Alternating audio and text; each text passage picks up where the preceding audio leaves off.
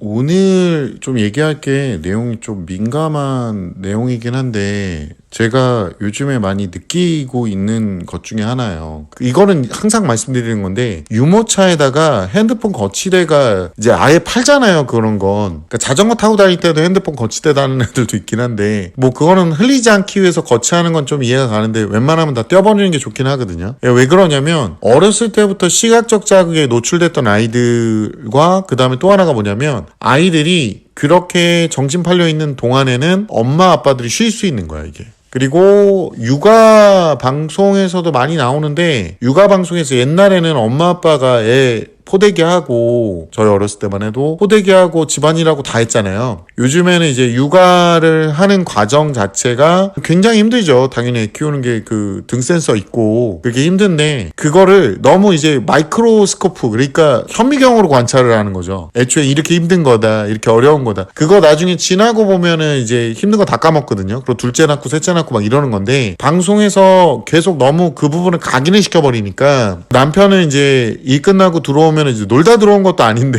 그러면서 서로 존중하는 방송이었으면 좋았을 텐데 보통은 남편은 쉽게 일만 하다 왔다 뭐 이런 식으로 방송이 가는 경우가 꽤 많았어요. 그러다 보니까 이런 불협화음이 생기는 거야. 나중에는 이제 연예인들의 어떤 육아에 관련된 뭐 알잖아요. 그런 프로그램 되게 많이 나왔잖아. 애들을 혼내지 않는 그러면서 항상 좋은 말만 하고 난 키웁니다. 이게 현실적으로요. 그렇게 못 키운다는 게 아니라 그렇게 키울 수 있죠. 그렇게 키울 수 있는데 좋게 말해서 그렇게 키울 수 있는 애는 천성적으로 타고나요. 그러니까 분명히 알고 계셔야 돼요. 본인이 그렇게 컸다. 그러니까 본인이 천성적으로 타고났기 때문에 그만큼 온 거야. 근데 일반적인 애들은 천성적으로 악하게 타고나요. 그래서 죄다 TV 나오는 애 수준으로 다 키우는데 문제가 되는 게 뭐냐면 여기 뭐 어떤 분들은 자꾸 이제 댓글에 뭐 이런 표현 쓰잖아요. 우리가 처맞고 어쩌고저쩌고 막 이런 얘기 쓰잖아. 그러면 이제 그 글을 보고 뭐 맞는 게 뭐 존중받아야 되는 건 아니다라고 하는데 진짜 드센 애들 몇 명 키워보면 등짝 패는 건 일도 아닙니다. 진짜. 농담 안 하고 총채 옛날 알죠? 먼지 터는 거. 그걸로 겁나 패고 막 이렇게 키워도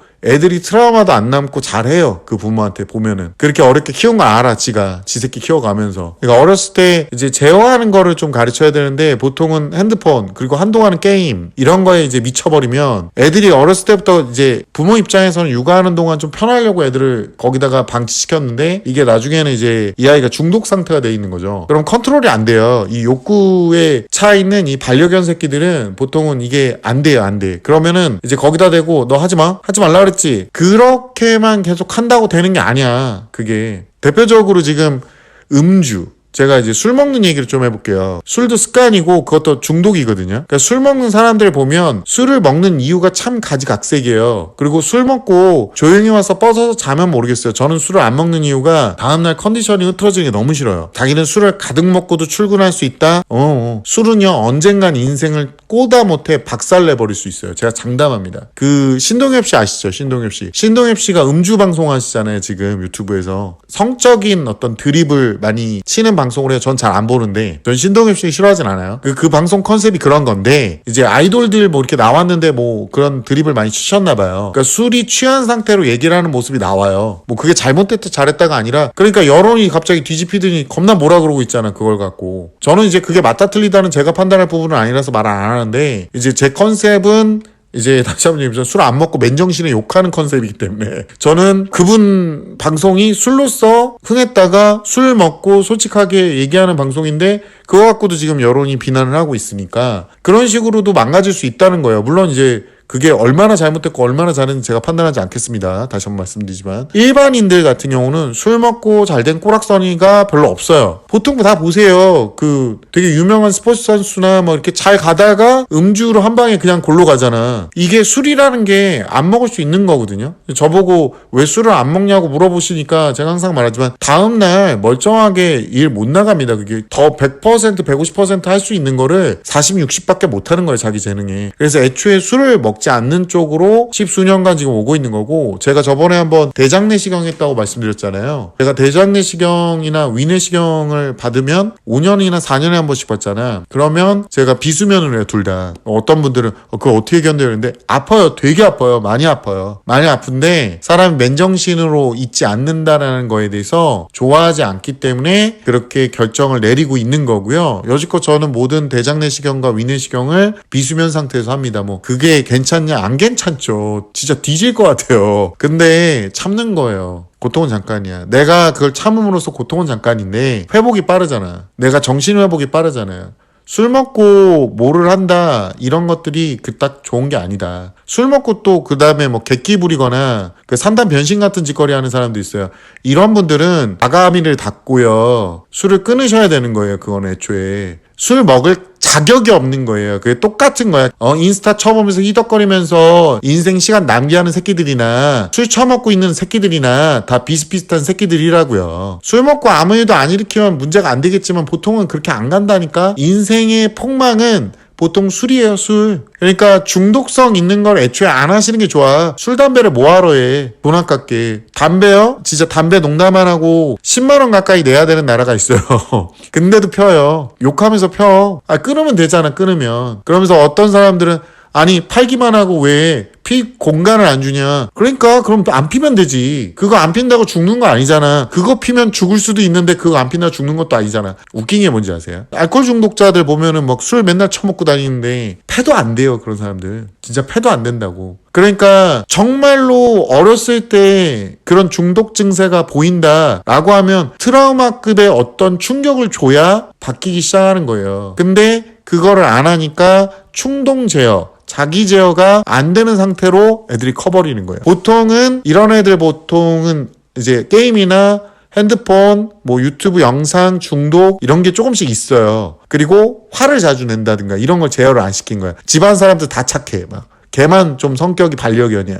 치아와 막 이런 애들. 정품 말티즈 뭐 이런 느낌. 건들면 이지렁이 하는. 아니면 진짜 그냥 태어날 때부터 기질에 뭔가 문제가 있거나 요런 친구들 좀 억울하죠. 그 친구들 좀 제외하고 보통은 나중에 학습장애가 심하게 와. 얘네들이 고등학교 오면 제일 먼저 티가 나요. 여기 푼수찐 님께서 ADHD 엄마가 ADHD 자녀 키우고 있는데 여기서 좀 알고 계셔야 될 게 뭐냐면 ADD라는 거는 옛날 표현이에요. 그러니까 조용한 ADHD 같은 거예요. 멍하니 있거나 가만히 있거나 조용히 있는데 흐름을 놓치거나 아니면 게을러 보이는 사람들 있잖아요. 요거를 ADD라고 표현을 해요. 조용한 ADHD 이렇게 보시면 되고요. 여기 보니까 이제 계속 얘기를 해볼게요. 선진단, 선대처, 지능 문제만 없으면 훈련 가능한 거 맞아요. 초등 때 사춘기 오기 전에 부모 자식 간의 위계와 학습 잡아야 합니다. 공감보다는 지시훈련으로 키우긴 했습니다. 애정 표현은 충분히 했고요. 그렇죠. 명령을 하는 거와 애정 표현은 별개의 문제예요. 고1 서울 지역 작년에 메디컬 9명 진학한 남고 첫 중간고사 과탐 1등급, 정보가 1.2등급 예정, 수국 한국사 사탐 2등급, 영어 3, 4등급 예정이라는 지능도 100이 안 되는데요. 중등 아이는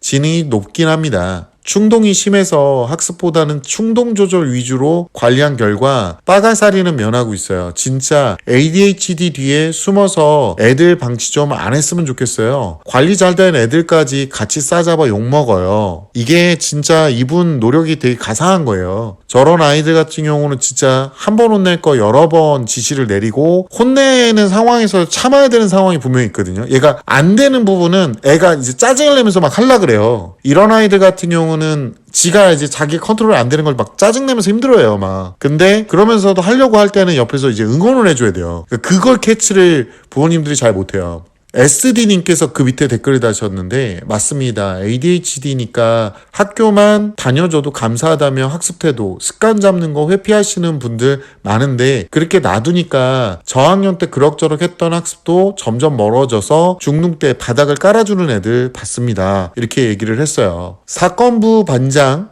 이님께서 제 아이 진짜 ADHD 서천석 박사님께 진단 후 이제 중3인데 제가 개인적으로 서천석 박사님 굉장히 좋아하거든요. 이분 솔루션들 보면은 좀 혼낼 때 혼내라. 괜찮다. 그리고 애가 겁먹고 두려워하면 어떡해요. 두려워하게 냅둬라. 그게 정상이다. 그럼 뭐라도 한다. 너무 심하게 두려워하면 그때는 좀 위로를 해주거나 격려를 해줘라. 뭐 이런 유의 얘기를 현실적으로 굉장히 많이 하세요. 그러니까 이분은 약간 결이 좀 달라요. 그래서 저는 이분한테 상담받으신 거면 아마 좋은 쪽으로 하지 않았나? 한번 댓글 읽어볼게요. 저런 식으로 문제아들이 지네들 ADHD라는 프레임을 쓰는 거 보면 화가 나요. 7살 때부터 얼마나 노력해서 바르게 키웠는지 몰라요. 과학자 되기 위해서 벌써부터 열심히 합니다. 그런데 쌤 방송 안 보려고 하네요. 뭐가 찔리나 봐요. 야 봐라. 쌤 방송 본다고 너 뭐가 찔리는데. 봐라 열심히 하는 거 너무 이뻐요. 네, 항상 응원하고 있습니다. 이게 ADHD라는 말을 어머님들이 뱉으실 때는 제가 그런 얘기를 할게요. ADHD라는 거는요, 어머님들이 진짜 다른 아이들보다 더 주의를 더 많이 가하고 더 많이 어렸을 때부터 그 행동 과잉이 많잖아요. 충동 억제, 행동 과잉. 그러면 그거를 제지를 잘 하셔야 돼요. 어렸을 때부터 학습을 시키고 이런 룰을 잡아주는 거예요. 선을 넘지 못하게 애초부터 잡아주시는 게 굉장히 관건이거든요. 이런 작업을 해서 다른 사람이 나갔을 때 문제가 안 되게끔 만드는 게 목표여야지, 다른 사람한테 얘가 ADHD니까 이해해주세요, 이거는 어떻게 보면 잘못하면 폭력에 가까울 수 있어요. 관리가 아예 안 된 ADHD 아이들 같은 경우는 진짜 심각할 정도로 다른 사람한테 무례하게 구는 경우도 많거든요. 어떤 분들은 제가 이제 오늘 이 얘기를 하니까 저한테 그렇게 얘기할 수 있어요. 어쩌라고요? 저도 노력하고 있는데 어쩌라고 이럴 수 있는데, 제가 항상 이제 주변에 얘기하는 게 무조건 열심히만 한다고 되는 게 아니라고 말씀드렸잖아요. 실제로 그런 책들을 읽고 또 아이에 대한 이해를 충분히 하시고 전문가를 만나서 상담을 한 다음에 부모가 어떤 역할을 해야 되는지 분명히 잡으셔야 돼요. 그리고 아이한테 약을 먹인다고 해서 그 증상이 완화되는 건 맞는데 결국에는 본인 의지가 없으면 그게 해소가 안 돼요. 나아지지 않는다고. 만약에 이게 진짜 기질적인 어떤 문제면, 뇌에 어떤 구조적인 문제가 생기면, 그리고 약을 잘 찾았다면 약을 먹는 순간 확실하게 확 나아지거든요. 예를 들어서 이런 댓글이 있어요.